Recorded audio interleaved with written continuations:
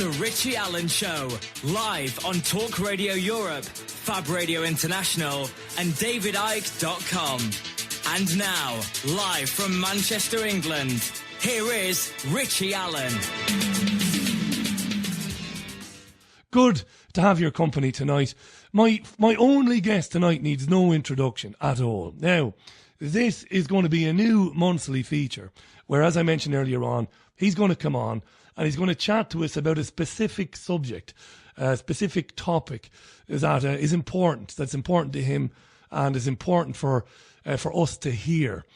Check out his website. It's jordanmaxwellshow.com. That's jordanmaxwellshow.com. He's a fantastic researcher and author. For 50 years now, he's been researching and writing about what's really happening in the world, the nature of reality, religions, the universe, everything and anything you can think about. He's been writing about it. I want to give a big shout out again to freestylehomes.com because they're sponsoring this particular show, and I'm delighted that they are. Let's welcome back to the programme, live from California, the one and only Jordan Maxwell. Jordan, welcome back. How are you? Well, thank you very much, Richie. Yeah, I'm doing okay, I guess. For 75 years old, I think I'm doing all right. You're doing all right. You're not going anywhere yet. So, there's so much to talk about, so much that we could, so many different directions we can, because everywhere you look, there's so much ill-informed, unread, ill-informed stuff going on, and people just don't know how to keep up with the system that we live under. And so my big thing has always been, look at the words, look at the terms, look at what we say and how we view things, because it's a really strange world we're living in right now, and it's getting stranger by the day. Getting stranger by the day. I don't think anybody would argue with that. There's no doubt about it. Now, this is going to be the first in a series of programs. We're delighted that you're doing it. I wouldn't really have anybody else do it, to be honest. David comes on the show regularly, of course, and David is magnificent. But outside of that, I wouldn't have anybody else take over the programme for a couple of hours. But I'm delighted you're doing it. And I was thrilled when you said that what you wanted to talk about on this particular programme was the meaning of words, hidden meanings of words, how language is used, how the elite or the Illuminati or the hidden hand, how they communicate amongst themselves, and how words are used against us to bamboozle us. It's a marvellous subject, Jordan. I'm going to shut up, except to let you know what people are saying on Twitter and to interrupt you for the news and when we have to take a commercial break. But my friend, the floor is yours. I'm absolutely chuffed to bits. There's a word now, Jordan. There's the word, chuffed. I appreciate that. It's such a large subject because I've been looking at the entire world. We're not talking about just religion and commerce and government, but there's just so much going on. And again, I said this before, but I'll say it again because it bears repeating. If you have a 2-story building and you're going to put a lot of weight on the second floor, then the smart thing to do before you do that is go downstairs with the building inspector and look at the foundation of that floor and see if it's going to hold that kind of weight. And so what you're doing is you're standing under the foundation you're going to build on to see if it's going to hold that weight. So that's where we get our word understanding. So if you don't stand under, you're not going to understand. And so in order to understand the world you live in, you need to go back to the beginnings and see where the words came from, where the ideas developed, and how we got to where we are today. Because too many people just accept things. When you're born into this world, you just accept what your parents tell you. You accept what the teachers tell you. And before you know it, you just become a child of the world that you live in, and never realizing that your world that you live in has been brought about and made over thousands of years of people, ignorant people who don't know, people who do know. So, and so you have come into the world and just accept what you see and accept what you hear, and never realizing for a moment that it's not what you think it is. The world is not what you think it is. The history is not what you think it is. And so there's an idea that has developed over thousands of years, and that is that there are two kinds of stories, and there's two of almost everything. There's two of you. There's two. It's a marvelous idea when you understand there's two of everything. And so there's an exoteric, spelled E-X, exoteric story, and then there's an esoteric, spelled E-S. Exoteric story is the story that everybody knows, everybody's heard, but the esoteric story is the story nobody's heard. Very few people know, and that's reserved for the elite. That's reserved for the wealthy and for the powerful to know, not you. I mean, George Carlin said it best. It's a big club and you ain't in it. And so once you're in the club, then you begin to see what the story really is and who's really running the show and what it's all really about. So that's what I've been trying to do for years, is just tell people and trying to show people that the world is not what you think it is. It doesn't, the words don't mean what you think they do. And so at this point, where do you start? I've always been very interested in theology and religion, but I'm also aware that government, commerce, and things that that we need to live with every day are very important to people today. But let me give you an example of words that we take for granted that you really need to go back and look at. First of all, and I'm just picking this off the top of my head, we have the word anti-Semitic, Semitic. That word, the very word Semitic, is not a legitimate term. It's not a legitimate word. It's a word that we've come to accept and think that we understand what the word Semitic means. But when you hear someone talk about anti-Semitic or someone Semitic or some race of people are Semitic, the very word Semitic is not a legitimate term. And here's why. Because the word Semitic comes from the Old Testament and the Bible. There's a story about Noah and the ark of Noah.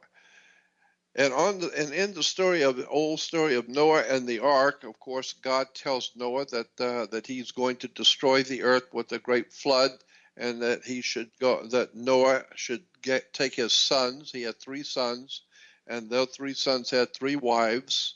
So there's 8 people on the ark, and so Noah built the ark, and the great flood came, and everyone died.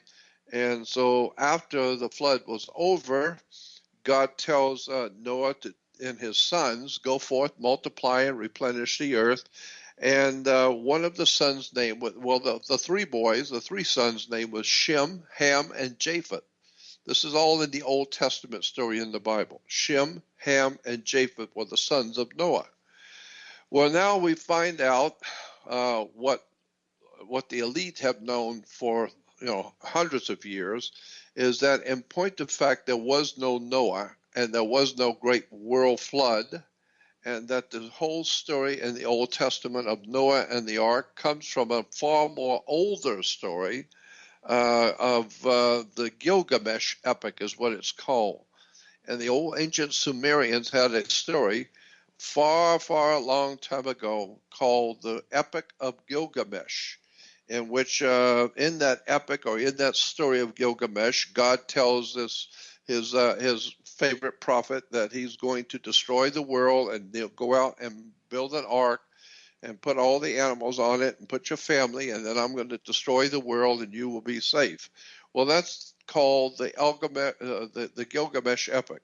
Then from there, somebody took that story a long time ago and called it the Ark of Noah, Noah's Ark. So now we know, okay, now we know for a fact that Noah did not exist, and there was no Noah's Ark. It's based on a far earlier story called Gilgamesh. But if that's true, and if that's the case, which it is, then that means that there was no Noah, and there was no three sons, because it's based on an older story. And so there was no three sons, Shem, Ham, and Japheth. Therefore, if there was no Shem, then there was no Sem. Therefore, there is no Semitic. It's just a name. It's just a word that was used in an ancient story that was retold in the Bible, retold as if it were actual fact. In actual point of fact, it wasn't an actual historical happening. It's a very important story telling you something spiritually, but it's not history. So the point I'm making is that if there was no worldwide flood, which obviously it wasn't, and if there was no Noah and the three sons, then there was no Shem. And if there was no Shem, then that's where we get the word Semitic from, is from Shem. So therefore, the very word Semitic is not really a legitimate term. It's just a word that came from a name that was part of a story, an old ancient story. So today, there is no such a thing as Semitic because it's based on Shem, and there was no Shem. So, and then you get into the word church, for instance. How many people, go to church and have no idea in the world where the word church comes from? Church comes from an old word in the Scottish. The Scottish people give us the word.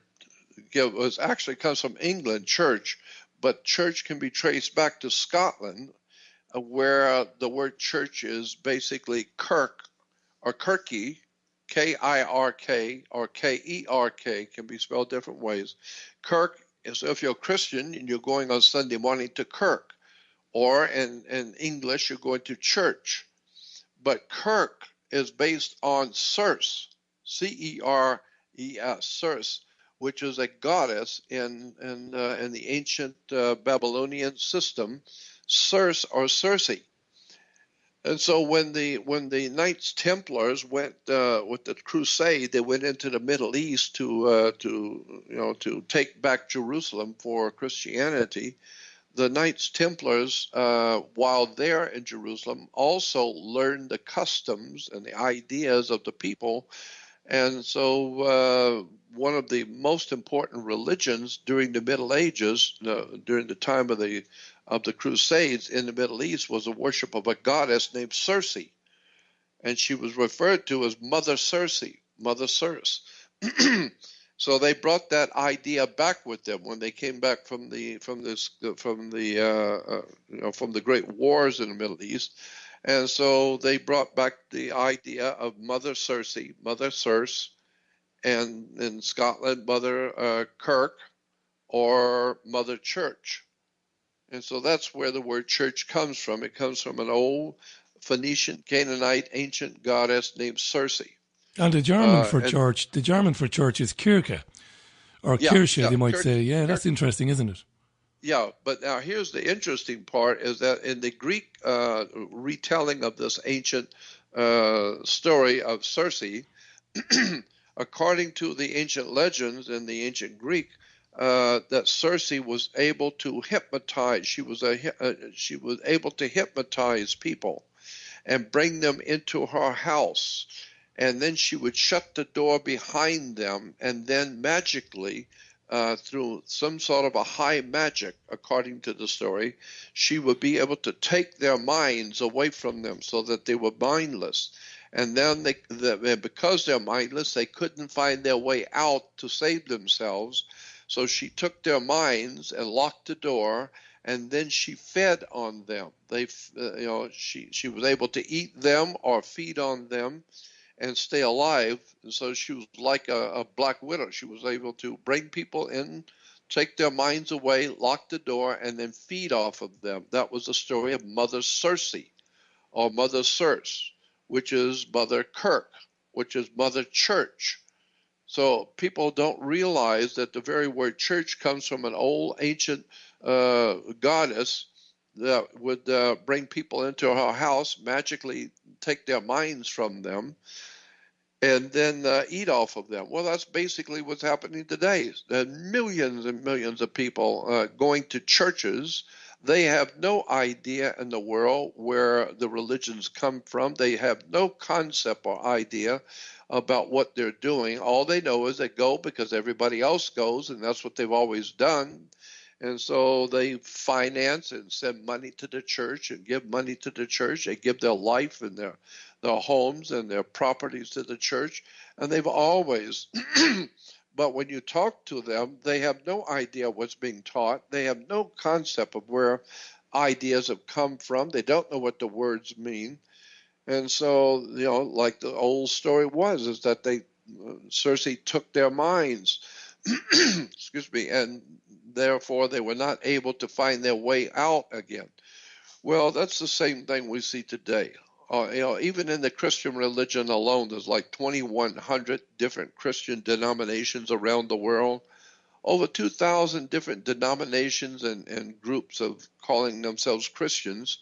And all of them will tell you that they've got the truth and everybody else is wrong. Well, true. As it turns out, we,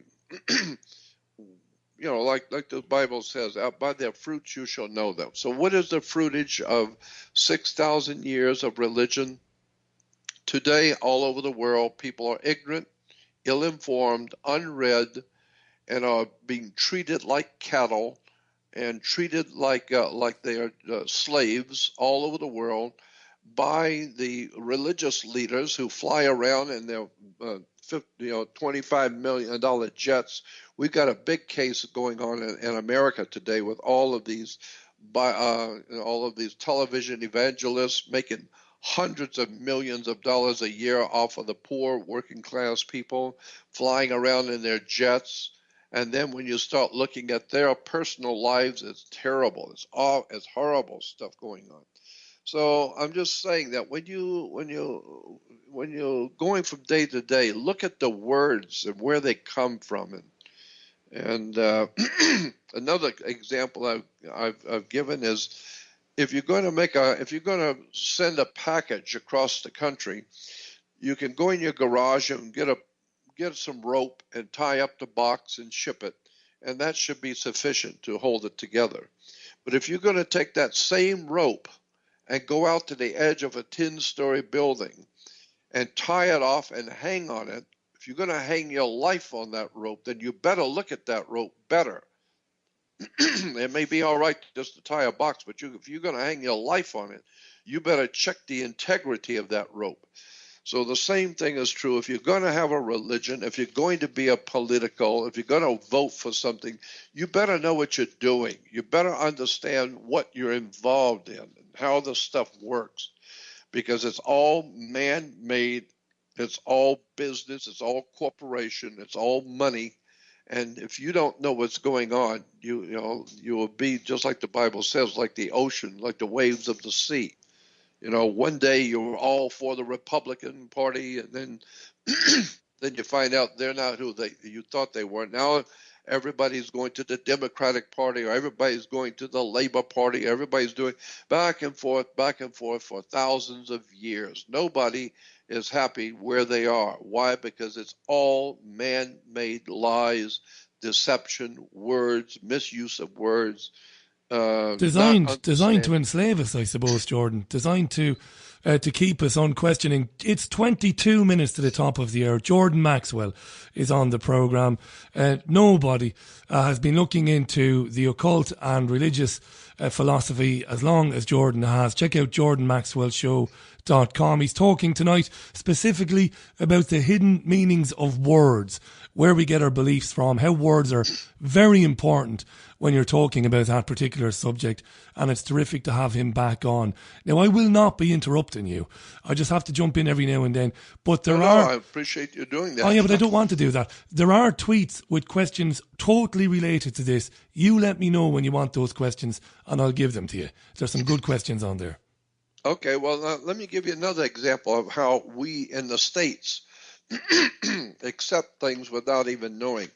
There's the very word United States. I can ask anybody today on the streets in the States today to show me the United States on a map, and virtually nobody can do that. Nobody can do that. They will point to North America, to the 48 states, and say, well, there it is. That's the United States. In point of fact, before in law, if you're in a federal court, you need to understand the 48 states together is not the United States, not at all. You need to go back and do some homework, and you'll find out that this is not United States. United States, if you go to a law dictionary and read and what the word United States means, it means this: the Commonwealth of Puerto Rico, the Virgin Islands, Guam, American Samoa, Commonwealth of Northern Mariana Islands, and the District of Columbia. And that's it. The 48 states that you're pointing to, that's not the United States. That's not the United States at all. United States are, again, I'm saying, if you're looking at a law dictionary, the United States means the Commonwealth of Puerto Rico, the Virgin Islands, Guam, American Samoa, Northern Mariana Islands, and the District of Columbia, period. That's United States. Now explain that to us, And for so, those of us who've never heard this before. What does that mean exactly? It means that that the United States of America, that was founded back in 1776, after our Civil War, there was no United States of America left after the Civil War. Obviously, if you've got a country that where one half of the people are fighting and killing the other half of the people, and there's bloodshed on both sides, it is self-destructive. It's killing itself. It's destroying itself. Well, after the war is over and people are tired of cutting and killing and murdering each other, and after the war is over, I don't know what you've got, but you don't have the country. The country is finished. It's over. Well, with the people that are left, you got to do something. So if the United States of America is no longer an operation at all, because one half the country has been killing the other half, you don't have a United States anymore. So therefore, in the 1870s in this country, we discovered that we don't have a United States of America anymore. They're not united. Well, then what are you going to do? They're still here, and there's millions of people living here, but it's not united anymore after a civil war. So you had to come up with, and so it was a group of men that came up with an idea, and I think it was an incredible idea. They came up with an idea to form a company, and they called it the United States Corporation. It's incorporated like a company. And the United States Corporation was incorporated in 1870s, 1870, 1871. They incorporated a company, and basically they said that anyone who worked for that corporation would be called a citizen. And so today, if in America, if they ask you, are you a U.S. citizen, you think because you were born here, that means you're a U.S. citizen. No, it doesn't. You're not. U.S. citizen means that you're an employee of a foreign corporation called United States, which was incorporated. So it's like working for Sears. It's like working for General Electric or General Motors. It's just a privately owned company called United States. And so that United States is actually, as I said, just these the Virgin Islands and Guam, where is where the corporation operates out of. And so there are two, and I started off by saying that there are two of everything here. So there's the United States of America, which is the 50 states, and then there's United States, which is a corporation, which is in just on these little islands. So you need to understand that there's two different things going on here. You've got United States, of which we have the president of the United States. Well, he's the president of a company because all corporations have to have a president. That's, it's part of the law, of corporate law. So we got a president, and all corporations, any corporation has to have a president. They have to have a vice president. Well, that's part of the corporate law. And also in corporate law, you have to have a Secretary of Treasury. That's in corporate law. So we've got that. We've got a president, vice president, and Secretary of Treasury. It's a company. It's a corporation. It has nothing to do with the United States of America that was founded back in 1776. That is gone. It's over. That was over when they killed Lincoln. So today, the United States, what we think of as the United States of America, is just a company. It's a corporation. And it's a business, and like any other business. And that makes the citizens, Jordan, whether they know it or not, whether they're unwitting or unwilling or ignorant, it makes them basically employees, like it or lump it. Yeah, that's precisely it. Everybody here is an employee of a corporation. Very simple. And so there's two of everything here. Now, I've asked people on the street, how many states are in our union here in the States? How many states are here? And the people who are educated will tell you 50. Some people say 48. No, there's 50. Actually, no, there's actually 100 states in our union here in the States. 100, not 50. Why? Because every state is two states. In America, everything is two. There are two states in every state. Like California, you have Cal State, California State. But then you also have the state of California. You've got New York, New York State, or the state of New York. You have Alabama State, state of Alabama. So state of is different than the New York State and state of New York. Totally different words, meaning totally different things. So New York State is New York. That land area we call New York and the people living on that land. But the state of New York is the federal corporation operating in that state. So the state of means the federal operation operating within a particular state. It's called the state of.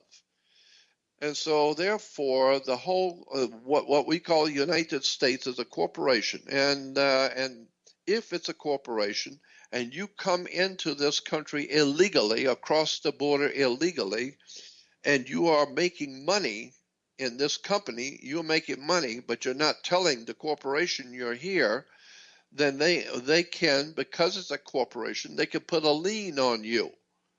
It's called a mechanic's lien. They put a lien on you so that you have to pay the corporation to stay here and work. You have to pay them, and if you're not paying them, then they will put a lien on you, and therefore you become known as an alien. No, you're not alien. They put a lien on you. Yeah. So therefore you are an alien. And so you start breaking down the words and the terms and symbols and what they mean. And then you find out that, as I said, there's two of you. And how does that work? Very simple. There's a public you and a private you. And it works the same way in the UK. There's two of you. There's the public you, which I can deal with in the public. But there's the private you. So suppose you owe me $500 and you don't pay me. I cannot come to your home and lay a hand on you or do anything to you because that's the private you. I can touch you in the public you, but now we have to go to court. We have to have lawyers and all that, and you can do something about it publicly. So there's a public you that we can deal with in the public, but then there's the private you, and that's in your home, and I have no control over that. And so whatever you were doing in your private life is nobody else's business. That's why it's a corporation, and the UK is a corporation. So That's why when I see you with some woman, I say, you know what, that woman that you were with last night, she's bad company. I told you And not to bring that up, by the way. I asked you before the program not to bring that up. and so I say she's bad company, and you say mind your own business. Mind your own business. Jordan, Business. I've been wondering about that expression for years. I mean that. Where did that come from? Mind your own business. Because your life in the UK is under British Maritime Admiralty law, and so is America under British Maritime Admiralty law. And under Admiralty, all humans are corporations. We are a corporation. You are a corporation, just like General Electric. You are a corporation. I am a corporation. And therefore, if one corporation is going to do business with another corporation, then you need to get a license because it's a business license. So if you're going to get married, that means your corporation is going to join in business with another corporation. And so if you're going to do that, you got to get a license to get married. Why? Because it's a business. And therefore, if the business doesn't have to work, if the business doesn't work out too well, you're not going to go to God. You're going to court. You're going to bring your house and your car and your money, because after all, it's just business. Bottom line is it's the business of living. And so and therefore, anything you do requires a license and a permit, because you're not free. You know, people like to talk about Americans being free. We've never been free. We're not free. We have something called liberty. We have a statue of liberty, not statue of freedom. There's a big difference. Liberty is what a sailor gets when he pulls into port. He asks the captain if he can go ashore, and if the captain says he can, he may not. But if he says you can go, then he's giving you the liberty to go out. But but at the same time, he tells you when to be back, and you better be back. And so you don't have freedom as soon as you park the ship. You don't have freedom to go where you want. You ask permission. And if you get permission, then you have liberty to go. You don't have freedom, period.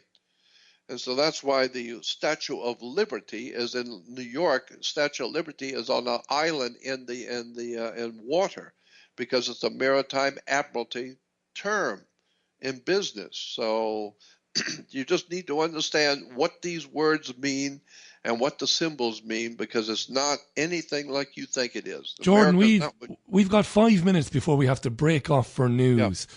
Can I just ask you, when we come back after news, then maybe we'll get into some of the questions from our listeners on Twitter, of which there are many, but they're all on point, which is great. They're all on words. Are there people, Jordan, within banking and within politics who understand this as well as you do?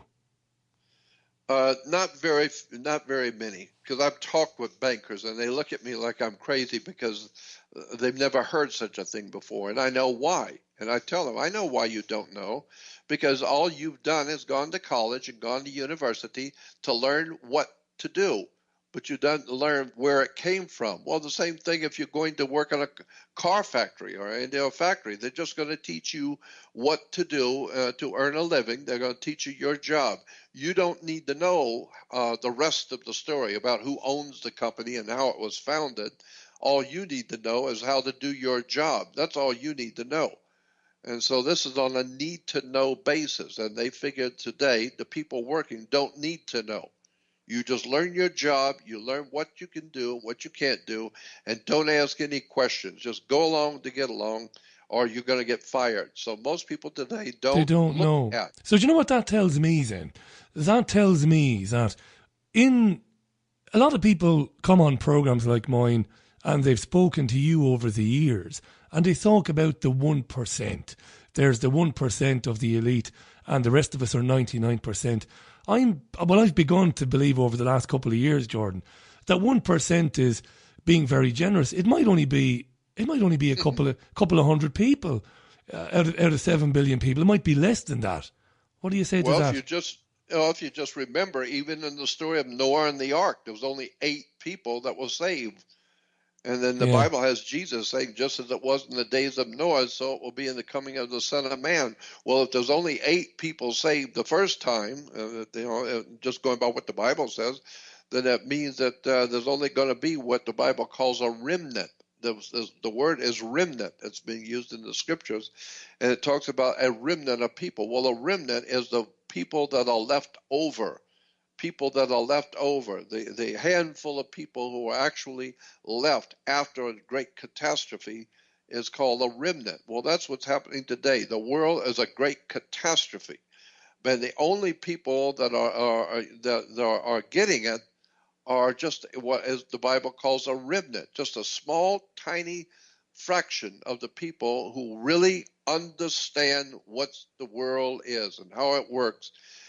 But they are very small few, and usually nobody wants to hear them anyway, because like the movie said, you can't handle the truth. So Yeah. I've found that that's the case for me. So many people, don't want to hear the real truth, and so I've discovered too. If we have the moment, I'd like to make the point that I've discovered that people will always support what they want.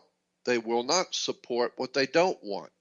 So you will buy food that you like to eat, not what you don't want to eat. You'll buy clothes that you want to wear, not something you don't want to wear.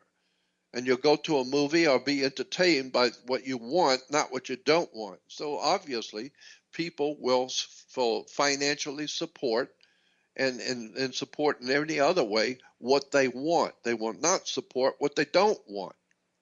And if we've learned anything from history, we've learned in 7,000 years of history, the one thing that generally speaking people don't want is the truth. That's the one thing they're not going to support. They don't want to hear the truth. Like the movie said, what are you looking for? And the kid said, I'm looking for the truth. And Michael said, you can't handle the truth. So I've discovered that is exactly true today, that people, generally speaking, do not want to hear the real truth. They're not up for it. They want to believe what they want to believe. They want to hear what they want to hear. That's why the professionals today, the professional clergymen, they tell the people what they want to hear.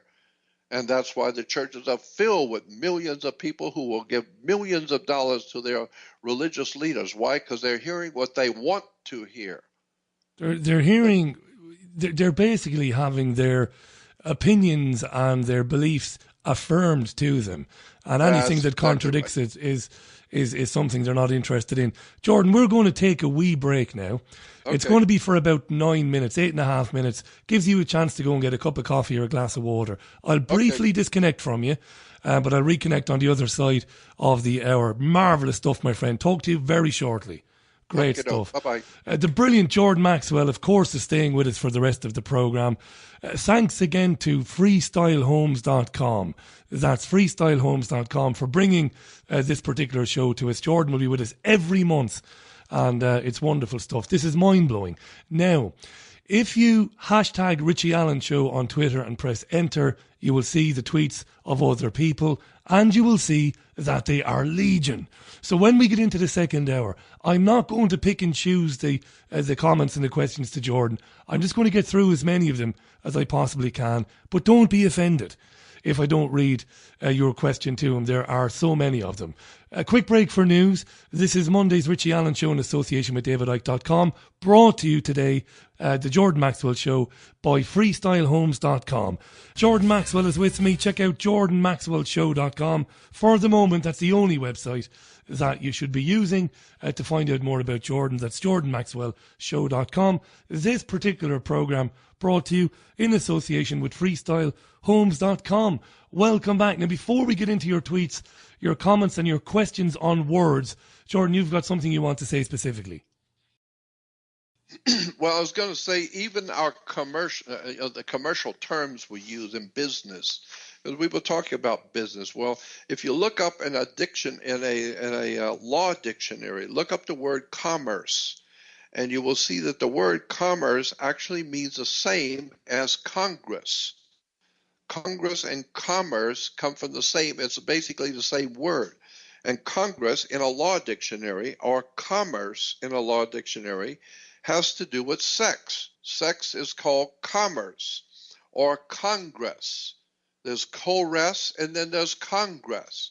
It has to do with sexual reproduction. Now, a long time ago in the Middle East, we're talking about thousands of years ago in the Middle East, the people who were roaming around the Middle East in boats, and they were mariners and trading all around the Mediterranean.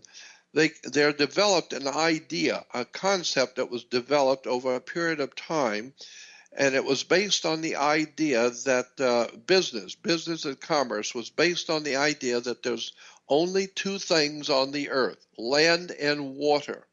That's it. The earth is nothing but land or water. So you have to have two sets of laws, one for the land and one for water. Well, we hear all the time that term, this and that is the law of the land. Well, that's the law of the land. Law of the land means law that is pertinent on land, it has to do with land, while law of the water is different. Law of the water is called mer. M-E-R is the name for the ocean or the sea is M-E-R, mer, like mermaid. It has to do with the ocean. And so all of our commerce is based on water. Well, you're 75 to 80% water yourself. And so the whole idea of the law of water is the law of commerce. And so think about all the words that you use every day in commerce that apply to water, not land. For instance, we say things like money goes through your hands like water. No, money is water. It's liquidity. It's a liquid asset. And we say things like you are washed in debt, or if you go to court, you're in hot water. And now because you're in hot water, you need to be bailed out. So you're going to have to make bail. Or you're flooded with bailout money, flooded. Your bank account has dried up. Why? Because you have an offshore account and you're drowning in debt. And so we run a tight ship. It's amazing, this. And so you're making waves. Don't rock the boat. Yeah. Right? And so we want to know if you are laundering money in the mainstream, and the bank will have a levy your debt. And so the question is, are you on board? Because this is a tight ship we run. Are you on board, mate? That's where it comes from, mate, because it's on board the ship. So one day your ship will come in, and government is, of course, called statesmanship. So the idea is, are you on board on the citizenship? So with the citizenship, we have scholarship and sportsmanship and courtship and hardship and heirship and friendship and censorship and companionship and partnership and dictatorship and leadership, membership, and you can even buy a car at a dealership. And if you got a lot of money, you can buy a lot of cars at a fleet price. At a fleet price, a fleet of cars. I tell you what, Jordan, you're blowing my mind here. A lot of this is new to me. You have to get it on sale. And so, as I said, the water is mer, M-E-R, and the sea, water is the sea, and it's mer, like mermaid, okay? And so we say things, especially in the English world, we say that the oceans and the seas are enchanting. Songs have been written and movies have been written about the enchanting sea. So enchanting is of course a mesmerizing or enchanting. And what is enchanting? The sea, mer. And so now you have something called a merchant. And the merchant loves to hear the musical notes of business. He's in business. So the merchant is enchanting you to buy. And so it's a whole story of words and terms and commerce and government and law that most people have never thought about. They have no idea in the world. You are you are a corporation. You, under maritime British law, you are a company. As I said, you need to understand these things, because then when you get into court and when you're doing business, all of a sudden you find out this is very, very old and very ancient, and you need to understand the words and the terms and what you're getting yourself into. Because under Roman law, there was a maximum under Roman law. One of the things the Romans said about law, they said, quote, "Let him who wishes to be deceived be deceived." That's an article of law under Rome. If you want to be deceived, then be deceived. So what the Romans were saying, if you're so stupid as to go through life and not know what you're doing, and you want to be deceived, then go ahead, be deceived. And so, even the more ancient people said, when in relation to the heavens, they said that all life was being directed by the stars. And that goes back 6,000 to 8,000 years ago. We know that a life on the earth was being directed by the stars. Well, man has always navigated himself around the earth by the stars.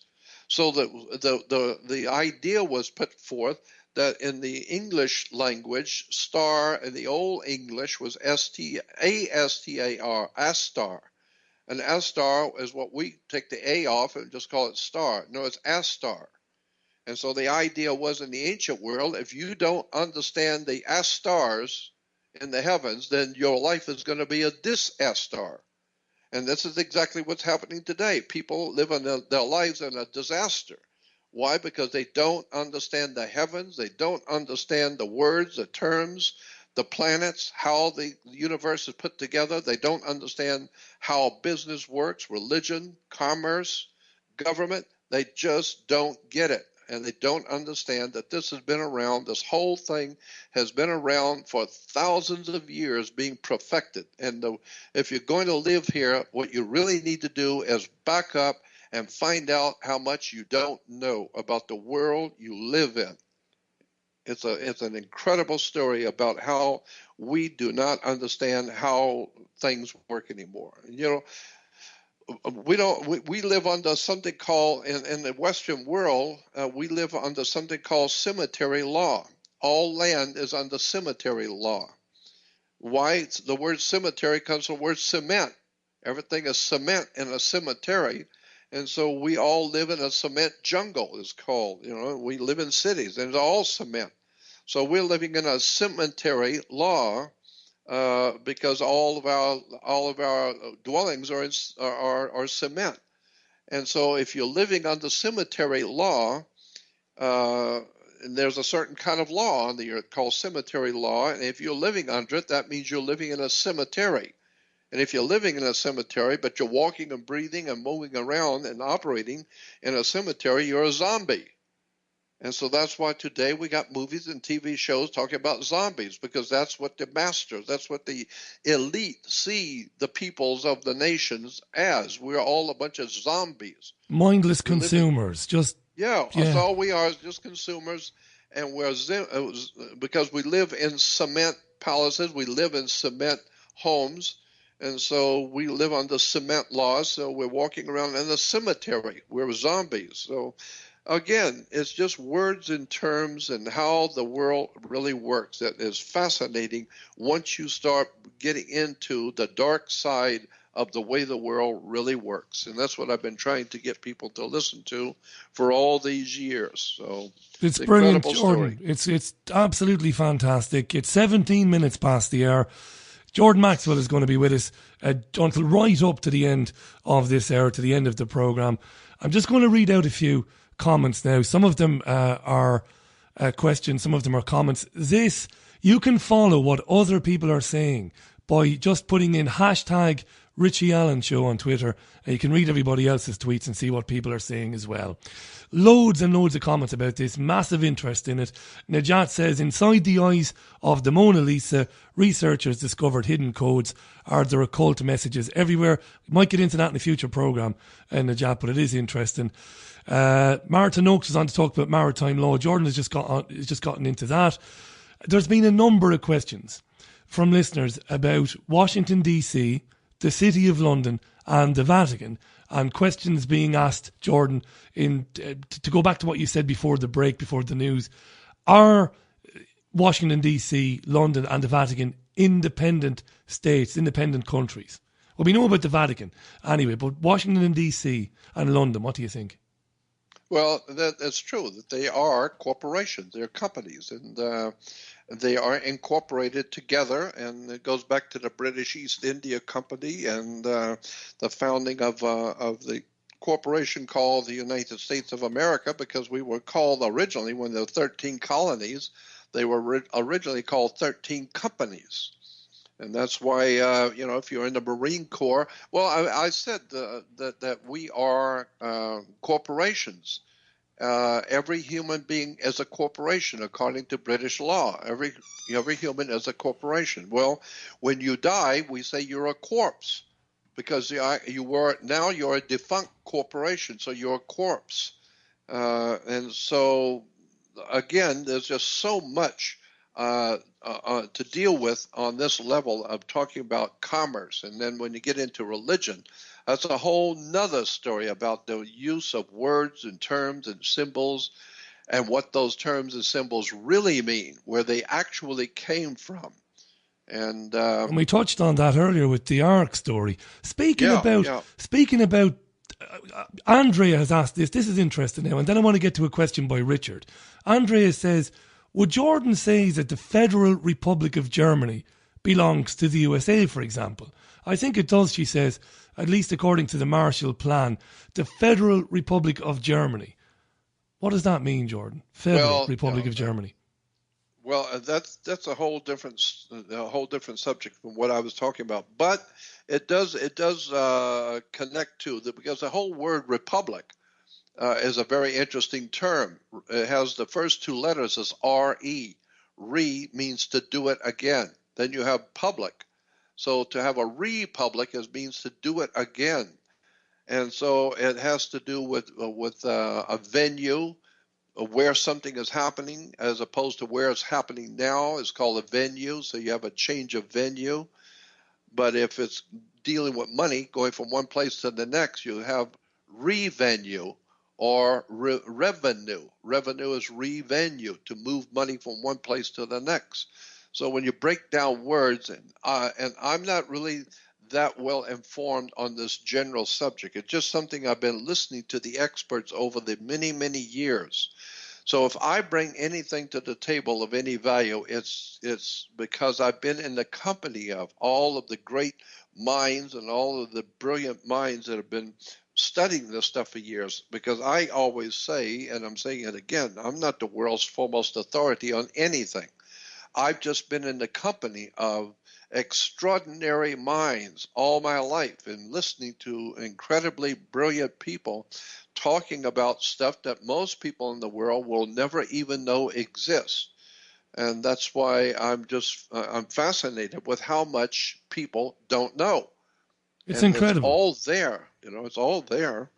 And a number of listeners have tweeted that, Jordan. They've said that exact thing, that this is so in your face that it's almost untrue. It's almost like not being able to see the woods for the trees, basically. It's right there for you. Absolutely. Yeah. Angela says, we live inside a corporation with its own rules called policies. They are not laws of a sovereign, but in fact a crown pretender. And I'm listening to you, Jordan, and I've been listening intently since we started. And I think it's just occurred to me, a word like policy. Now I know what the word poly can mean. It can mean many. And seas can mean seas. So has policies come from many seas? Well, policy, look, it goes back to the difference between law and a policy. A large corporation that you may be working for, their policy is that you have to show up at work at a certain time, you take off for lunch at a certain time, and you go home at a certain time, and you do what they tell you to do, not what you want to do, but they do what they tell you and give you to do, and they own you for 8 hours. When you're at work, they own you. They're the boss, not you. And so they have certain policies. Now, when they tell you something that you have to do and tell you not to do something, that's not law from God. That's not government law. No, it's just their policy. That's the way they run their shop and the way they run their business. And here's the way they run it. So if you like working for them, then do what we tell you. If you don't, then go someplace else. It's just our policy. So therefore, we have politicians that make policy. And the policy of the politicians has to be backed up with something. So we have police. Police back up the policy of the politicians. So the politicians merely work for the corporation. So actually, you're talking about the city of London corporation. It's a company, and they don't issue laws from God or the state. No, it's just their policy. So their policy says that you can't park here, and you go to work at this time, and you go to work at that time, and you do this, you do that. That's not law from God. It's not the edict of God. It's just their policy. And so that's what we have today. Police. The whole world is in a police state. We call it a police state because it's run by policy. General Motors has a policy, and Ford Motor Company has a policy, and Russia has a policy. Everybody's got a policy. And so everybody has to be in conformity to that policy. Why? Because everyone's being paid. And so it's called the Uniform Commercial Policy.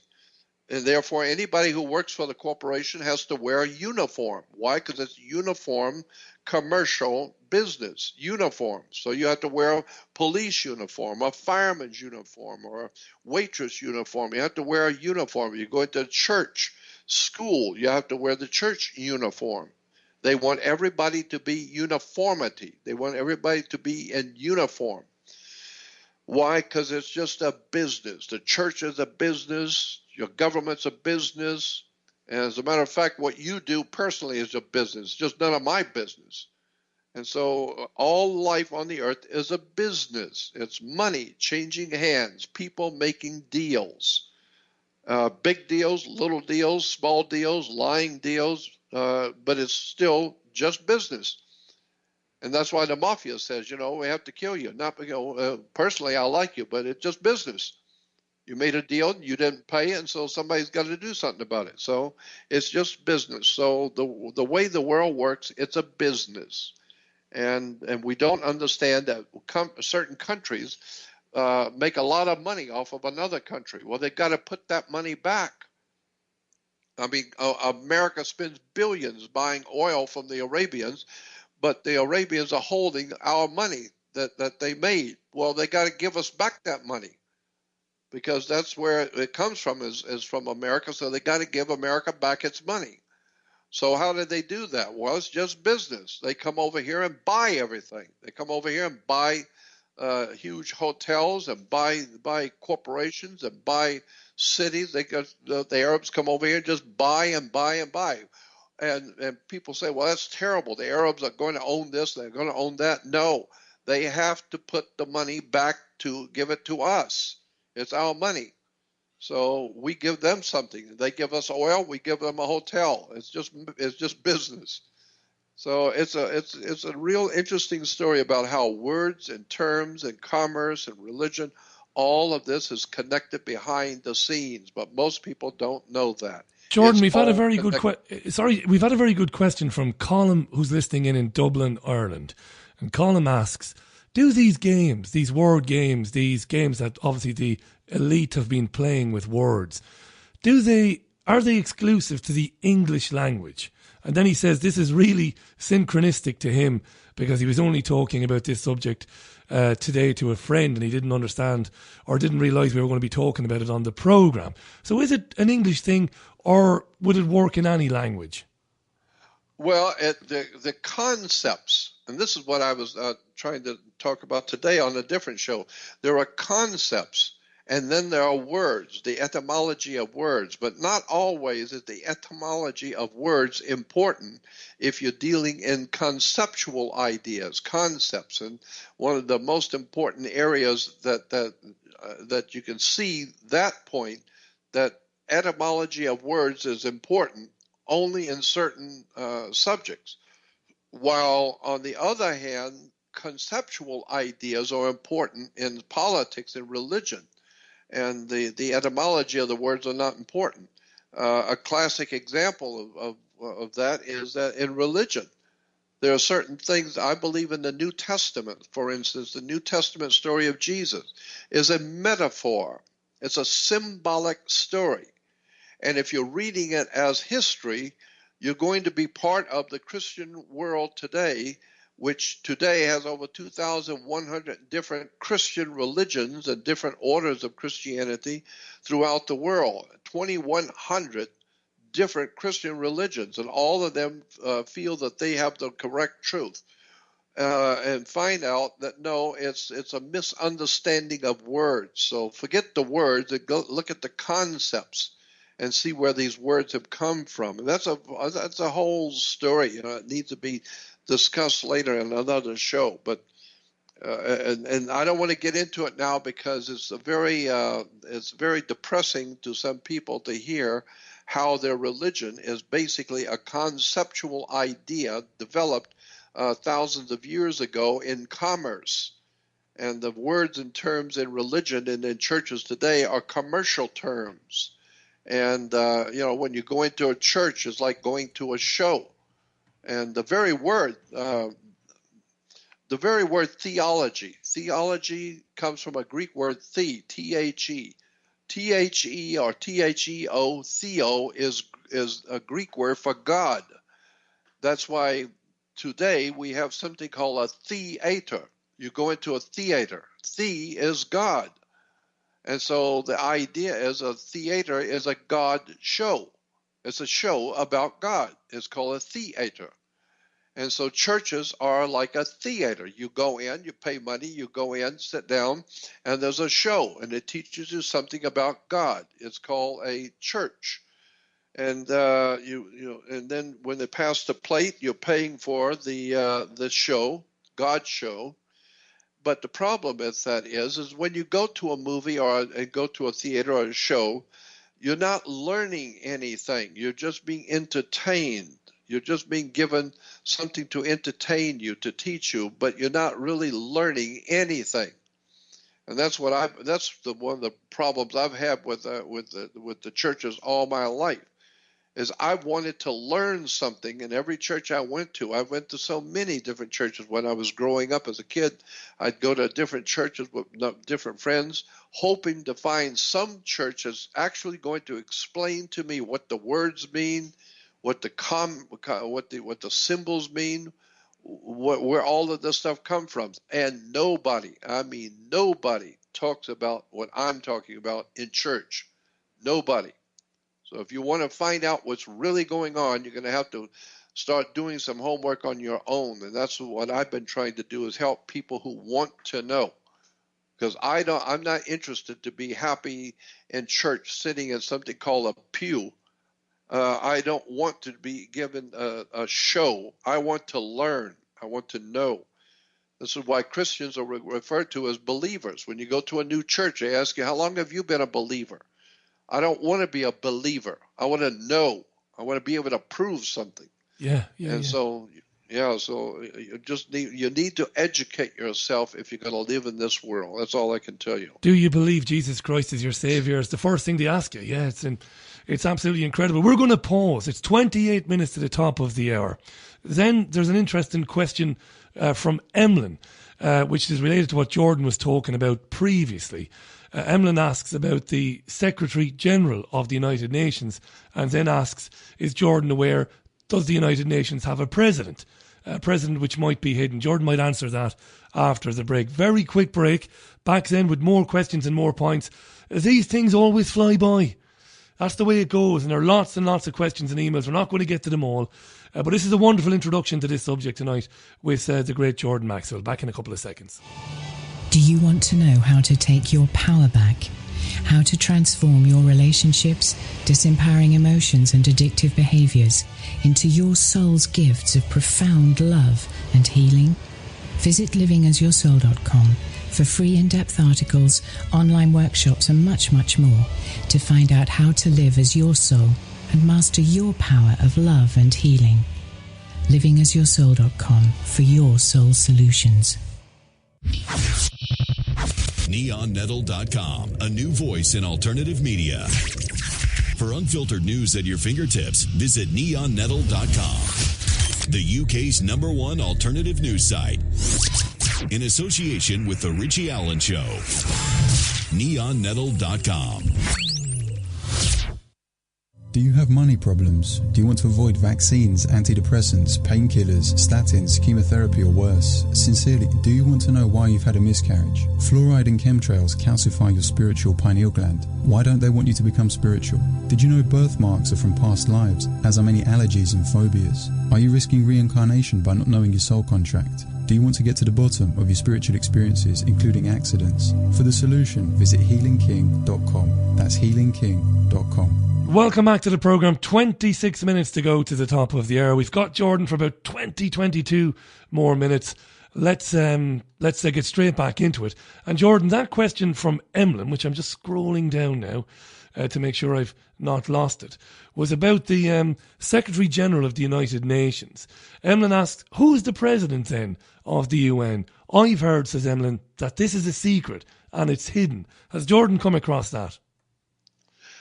No, I haven't, because I'm not interested in the UN, but I'm sure that what he's talking about is going to be very interesting. I've just never looked into it. Obviously, there has to be the same kind of structure, because it's a corporation. It's a world corporation, but it's a corporation nonetheless, and so it probably does have a president or someone acting in that capacity, but I've never looked into it myself. So no worries. Yeah, no worries, Jordan. Now, Angela was back on to ask us, can you ask Jordan why you swear on a Bible in a Crown Court, which obviously you do. Why do you do that? To me, you know, if somebody asked me that question, I'm not Jordan Maxwell, of course, I would say, in my naivety now, Jordan, I would say because they believe that I'm less likely to lie in the presence of God. Hence, they've asked me to swear on the Bible, but I would be wrong. No, that's exactly right. That's precisely the point, that you are swearing before God. But, you know, there's a big story there that I don't even know if we should get into it, about swearing in a court, because that's really an interesting subject. To go into a court and testify, you know, when you have to testify, or Christians are giving their testimonial, or children when they're in school get a test, they have to go through a test, or testifying, testimonial. All of that word testify goes back to testicles. That's where it comes from. The male testicles, because in the ancient Egyptian system, in ancient Egypt, which was picked up by the Phoenicians, the Canaanites, the Assyrians, the Babylonians, and given to the Greeks, and the Greeks gave it to the Romans, and Romans gave it to us, goes all the way back thousands and thousands of years ago, where if you are going before a court, say 5,000 years ago, if you're going before a court, and like I said, it goes back to Egypt, you hold your testicles in your hand when you are testifying. And the idea is that if you are caught lying, you know what that means. And wow, so, right. Yeah, and that's so incredible. That's where it comes from, is to testify, or testimonial, means that you hold your testicles when you are when you're commenting in a court. So if we catch you lying, guess what's going to happen? So, you know, we say the same thing today when you go to court. So yeah, that's absolutely right. Yeah. I just imagined there was, you know, some deeper meaning to actually swearing on the Bible, because maybe in a future program, you might get into, you know, what's in the Bible. I mean, you hinted at that earlier on. Jordan is going to come on every month and chat to us. This month it's brought to us by freestylehomes.com. And which is terrific. We thank them, of course, for doing that. Jordan will be picking subjects and topics of great interest, and this has been of huge interest tonight. There's been a massive interest in this. As I said, if you want to go on Twitter, basically all you got to do is put in #Richie Allen Show, and you will see first of all the absolute masses of tweets from people, and basically what other people are saying and the questions. Ger came on to say, what's the meaning of the word denial? As in, for example, Holocaust denial. Does it mean to deny against your better judgment? That you're denying against, your better knowledge, your better judgment. Denial, Jordan. Well, I'm not really sure because I've never looked that up. I'm not really sure. Neither have I. No, there's an old joke, isn't yeah. there? There's an old joke. If somebody's in denial, they're like a crocodile in Egypt. They're in denial. Of course, yeah. That's right. Yeah. It's just and I suppose to do, to ultimately do it justice, you would want massive amounts of time to cover this subject. Oh, good, yes. There's no doubt about that. And the other problem, too, with that is if you really want to cover a subject thoroughly, you're going to run into a problem, and that is it's going to be offensive to people. I've told you that before. You've got to be very careful about what you say in public because you don't want to offend people. I'm trying to be a teacher. I'm not trying to offend. But sometimes when you get into words, like I said, when you get into church or you get into testify, you get into sexual commentary, sexual terms and words, and then you begin to look at, it's really interesting because you're going to get into territory that people have never heard before. And a classic example is like Moses. Hell, we could do a 3-hour show just on Moses. There's all kinds of stuff about Moses I'd like to talk about. But the one thing is that Moses comes down from the mountain with the tablets of stone, with the law. Well, and actually, we remember the movies about Moses coming down with the big tablets of stone. And of course, he sees the Israelites still worshiping the old the bull, the calf, the golden calf, calf, the golden calf, which is of course the sun in the age of Taurus the bull, and the sun in the constellation of Taurus is the golden calf. But and he throws down the law and he breaks the law. So now he's a lawbreaker. And so he broke the law. Well, actually, the Bible doesn't say that it was tablets. It says it was 2 round stones that could be held in one hand. 2 round stones that could be held in one hand. They were called the tablets of the law, or the written stones, written on the stones. And so they were called the stones of the testimony. Is one term that the Jews used. They were testimonial stones. But there were 2 round stones, and they were written around the circle. They were written around the stones. And so I think about that. It's the testimony of the stones, and Moses comes down he's holding 2 round stones in his hand. Not big stones, no, 2 round ones. And, now that begins to get into some totally different kind of thinking about the law and about the stones of the law and about the testes and testicles. And now you're getting into dark and deep secrets of the Jewish religion that's not supposed to be talked about in public.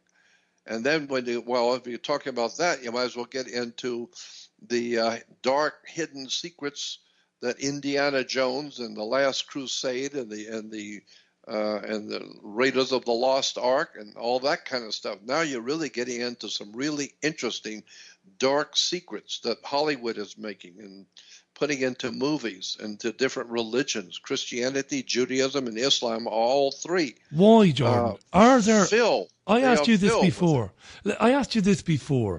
Are there people within the corridors of real power? Forget about prime ministers and presidents. We know, you and I, they don't have any power. They don't do anything. But those who really pull the strings, are some of these... What? Because you just touched on something there. You see clues and hints within films and within TV dramas, which kind of give you a glimpse onto what might be really going on. Is somebody somewhere trying to educate people, Jordan? Is there a concerted effort? Yeah. I think so, because movies like what is it, Eyes Wide Shut, Yeah. probably is one of the most important and powerful movies ever to come out of Hollywood ever. It's called Eyes Wide Shut. And Stanley Kubrick, who was well known as an absolute genius in his work, ended up dying because of that movie being made. He died because of that movie. And most people who watch that movie have no idea in the world what Stanley Kubrick was telling you in a movie. But he died trying to tell you. So go back and watch that movie, Eyes Wide Shut, and for the first time, think about the real world you live in, because that's the real story right there. A man died to give that to you. And you've always said that. You've always said that you believed his death was not natural, that it was very suspicious. You've said that to me before, way back. But I've talked to people on the inside who tell me. I mean, I've talked to a lot of important people on the inside of Hollywood. Incidentally, the old ancient Druids used to have Druids are still active in Europe today. Well, of course, they're active here too. But among the old ancient Druidic system that existed way before the Roman Empire did, the Druidic system had a very important symbol for power, and that was a magic wand. So Druids used a magic wand. And so magic wands were always made out of the wood of a holly tree. So it's made out of holly wood. And once you understand that it's a Druidic symbol, holly wood, you begin to see as a whole symbol wrapped up in entertainment, Hollywood. Why holly? Why was the wood of the holly tree important? Well, because holly, first of all, is very, very strong wood. If you're going to saw it, you're going to saw it twice as hard to cut holly because it's very strong wood. And if you peel off the bark, it's white. And so the ancient peoples in Europe said, well, it's white and it's very strong. Well, that's us. We're white and very strong. So the holly became important to the Druidic peoples of Europe. And today we have Hollywood in Los Angeles. So all of this is very interesting, but I want to throw this in too because we only have a few moments left. I have learned from my attorney, and I'm still going through this terrible court case, but I've learned a few things. And one important fact is that since there's two of you, there's the legal you and then there's the personal you, I have discovered lawfully that that what you say in public, government can do something about it, because government is in what you call entitled, or they're empowered. Government is empowered to protect the public. So whatever you're doing that's in the public domain, government is watching and can do something about it. But in the private domain, government has no jurisdiction in private. So if you belong to a cult or a little group in a church, you can say anything you want in that church, or do and say anything that that you want, because that's private. It's just in a small church.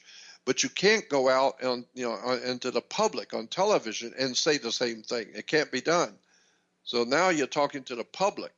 So I'm going to take my work. I'm tired of being threatened and chided and called names. I'm tired of the attacks on my work. So I'm taking my work private. And so while I am happy to do radio shows, I'm not going to discuss important things that could get me in trouble that are not supposed to be known. I'm going to do a private research group.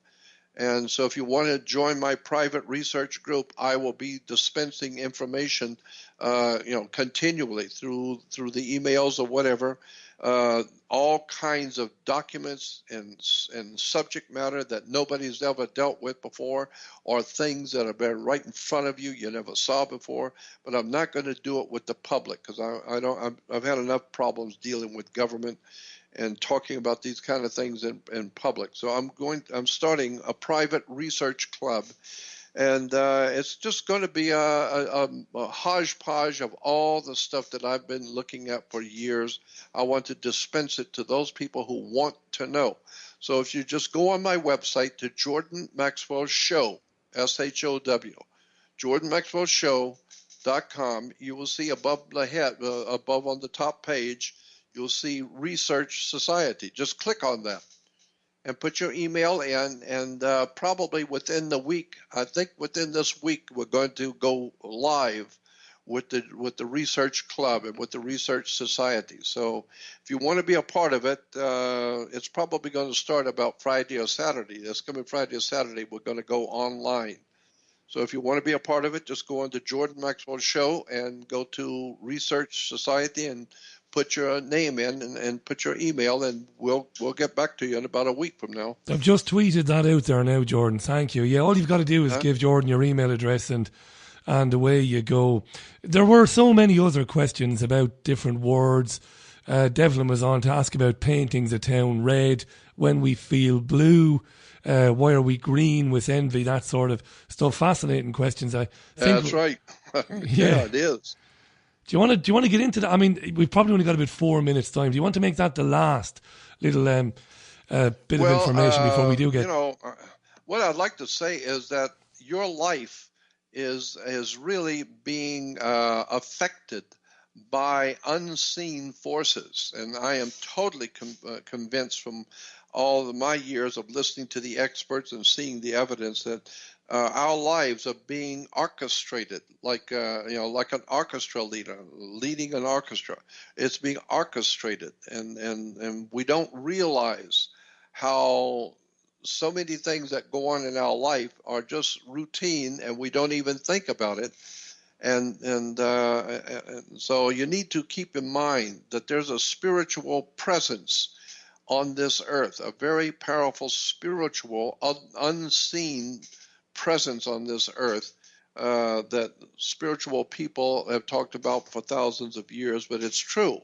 There is some kind of a spiritual presence on this earth, but today we see it as very, very evil. People are doing incredibly bad things, evil things, and then they tell us, then we hear them say, well, I was told to do that, and what caused you to do it? Well, somebody told me to do it. So I'm just saying, be very careful about what you join. Go back and start doing some research on whatever it is you belong to, whatever society or church or group or mosque or synagogue, it doesn't matter. The world is laying in the power of a dark force. It's in all religions, it's in government, it's in law, it's in commerce. We are living in a very powerful, dark time in the history of the human race. And we are rushing headlong now into oblivion. We're rushing as a human race into some dark, dark places that are coming on this earth. And the reason why is because the people have no knowledge. They can't do anything about anything because they don't have any knowledge about what's going on. So, people want to make changes. You can't make a change. You don't even know what's happening. That's right, Jordan, if you want to make a change, you better educate yourself. You're not scaremongering. You've never done that. It's more public. It's more citizens' advice, really. It's more important advice to people. It's not scaremongering. I think you ultimately believe, as I do, that these the evil hidden hand or the elite, whichever name anybody wants to give them, their time is numbered. Whether they realise it or not, it is. But people do have to educate themselves because, while we don't, and while their time might very well be numbered, the fact is terrible things will keep happening until people start, first of all, understanding this stuff, but then communicating it to one another, directing people to Jordan Maxwell's website, jordanmaxwellshow.com, directing people to davidike.com, having groups, meeting people, getting out of your house and speaking to people about these things instead of watching the idiot box and the bread and circus routine. It's hugely important. It is, really. We're just about up on time on this. This is going to be a terrific series, this. I'm looking forward to early next month, early October, doing the second episode, Jordan. It's marvellous, this. We've had a huge response to it tonight. I'm also reliably informed that your website is getting an enormous amount of traffic right now, and some people are finding it difficult to get onto it. Because once that's good. That's actually a good thing. Because once we tweet it out, there's a link to the newsletter, to the Research Society. A lot of people are jumping on there, And that's really, really good. That's really important. So, because what I'm going to do is I'm just going to pour out all kinds of stuff on that research society that I would not talk about in public. I've got lots of stuff. I'm always very fearful of talking about things I'm not supposed to in public. So it's going to be a lot of stuff on that research society once we get it going. Well, I'm looking forward to it. I'll be a part of it. I'll be joining later on when I get off air. So that's JordanMaxwellShow.com. Again, a huge thanks to FreestyleHomes.com for sponsoring this particular program. I think they want to do it ongoing, but they don't have to if they don't want to, because there is other interest. I've had a couple of businesses, good businesses, ethical businesses, have come forward and said that if Freestyle Homes don't do it next month, they will do it instead. Jordan Maxwell didn't ask for a penny. Never asked for a penny. It was our idea. Aaron Callan said, look, let's find a sponsor and give Jordan a few bucks because he has legal bills. But Jordan never asked for a single penny. It's very important you understand that. Jordan, you are the last person that I will have spoken to in the first year of the Richie Allen radio show on davidike.com and on Fab Radio and Talk Radio Europe, because tomorrow is the exact first birthday of the programme. David Icke is on with me tomorrow. How cool is that? You do the last show of the year and David Icke comes on with me tomorrow. It was an honour, my friend. I thoroughly enjoyed that. It's opened my eyes to a lot of things, and I'm sure it's opened the listeners' eyes and minds as well. You have the last word, my friend, and we'll wrap it up. Okay, and thank you. And tell David I said hello. I will indeed. Okay, Dave. Bye-bye. Bye for now, Jordan. Great stuff. Jordan Maxwell on the line to us there from his home in California. And I will, I'll give you plenty of notice before he comes on again what he's going to be talking about, the subject matter and the topics he's going to be covering.